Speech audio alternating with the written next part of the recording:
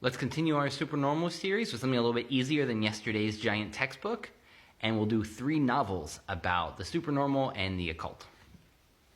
The first book is Hans Holzer's The Alchemist, and apparently Hans Holzer is a famous writer about the occult, but this is the only book I know by him. For anyone interested in the history of alchemy, they've probably heard of Rudolf II. He was the famous emperor who got really into alchemy.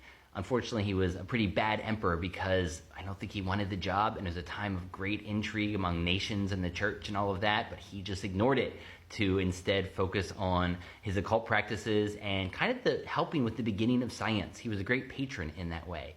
What's fun about this book is Holzer claims that he found the actual diary in the old grave of Rudolf II's advisor, and it makes it seem like it's true. I guess it's probably not true, but it could be true. And so from that, he recreates what actually happened with Rudolf II and how he actually discovered the secret. And so it's a fascinating look at how this stuff could have gone through the imagination of someone who really knows his history and how the occult works.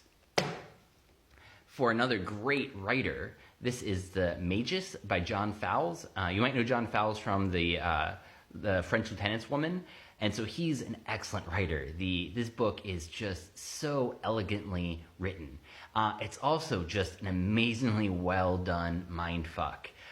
There's a beautiful woman. There is a mysterious older gentleman who seems to be able to just like shift reality in what he does. And the protagonist is a young teacher on this Greek island, and he just doesn't understand how any of this is happening. And it just gets more and more strange.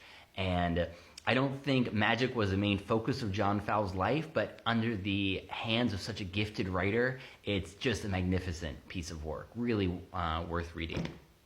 And then probably the most important of them is Umberto Eco's Foucault's Pendulum, which I mentioned in my rant about the anti-library. But I can't stress this book enough. Eco really knows his stuff. He studies the Middle Ages. He has 30,000 books. This is a look at publishers who get together and start trying to make random connections using a computer between occult history.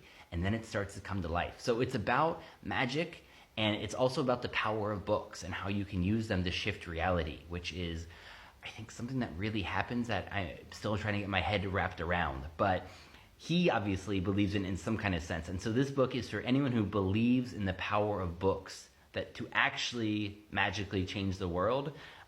This is also just one of those confusing, amazing books where you're never quite sure exactly what's happening. It just gets weirder and more fun. This is incredibly well written and one of the best pieces of fiction-ish I've ever seen on these subjects. So cannot recommend enough.